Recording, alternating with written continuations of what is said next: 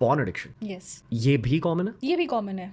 Porn addiction followed by masturbation, excessive masturbation, that is वो एक पूरा स्पेक्ट्रम आ जाता है. क्या लड़कियों में भी पॉर्न एडिक्शन होता है? Yeah, मतलब we have seen people, I mean girls also coming and telling that there is a porn addiction problem followed by masturbation also. This masturbation addiction problem, again, it's a dopamine thing, right? More Yeah. than it is a sexual thing. Yeah, clearly you are trying to escape from an unpleasant thought or an unpleasant situation जो आपको थोड़ा sad कर रही है या stress feel है, तो you just take the your focus off that thing. तो you might watch porn and followed by a masturbation and a little bit of feel good factor after that. जो हमने podcast के start में बात करी थी कि if a problem is affecting your professional life और your personal life, then it's a problem to be addressed. Yes. Same rule applies here to porn addiction. या क्लियरली मतलब इतना ज़्यादा अगर पॉर्न एडिक्शन हो गया है कि आप most importantly not just work, I would say अगर आप एक पार्टनर के ऊपर प्रेफर कर रहे हैं कि I don't want to have an intimate relationship with my partner because it's so convenient to watch porn and masturbate, right? So even that is also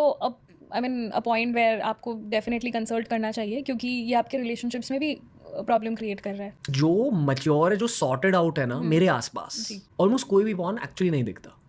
They've all like kind of shed it off as a part of growing up. That's why I question कि अगर आप at least if you're in your 30s, what's the point, bro? Like हर चीज़ का वही moderation में अगर चीज़ें कर रहे हैं ना, आपके personal professional activities of daily life आपके रिलेशनशिप्स को इम्पैक्ट नहीं कर रहा है, तो मेजर प्रॉब्लम उतना नहीं होता है.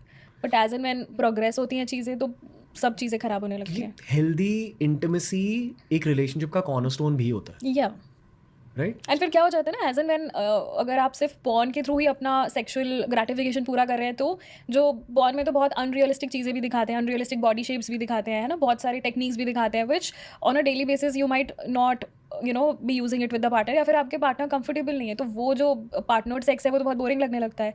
तो then you don't feel attracted to your partner, then you again go to porn. Cascade of problems yes, only for your dopamine. Correct. What does porn addiction usually represent on an underlying level? सो ज़रूरी नहीं है कि आपको depression या anxiety हो, कोई भी ऐसी लाइफ सिचुएशन है जहाँ से आप ये एक अनहेल्दी कोपिंग मैकेनिज्म को रिफ्लेक्ट करता है, rather than diagnosing it as a depression और एन एंग्जाइटी कंडीशन. तो आपका एक नॉर्मल कोपिंग क्या हो सकता है कि I go and talk to this person and sort it out. No, but then I am feeling so worried about it that I keep thinking about it, मैं उसके बारे में सोच रही हूँ and I am just sulking and everything. Now what do I do? ठीक है, अब मुझे अब इस बारे में नहीं सोचना, अब मुझे बुरा लग रहा है, तो अब मैं क्या करूँ? ठीक है, तो इंसान ने पॉर्न देख लिया, मैस्टरबेट कर लिया, कुछ समय के लिए शॉर्ट टर्म ग्रेटिफिकेशन आ गया. तो ये रिफ्लेक्ट करता है कि हमारे जो कोपिंग मैकेनिज्म्स हैं वो बहुत ज़्यादा हेल्दी नहीं है.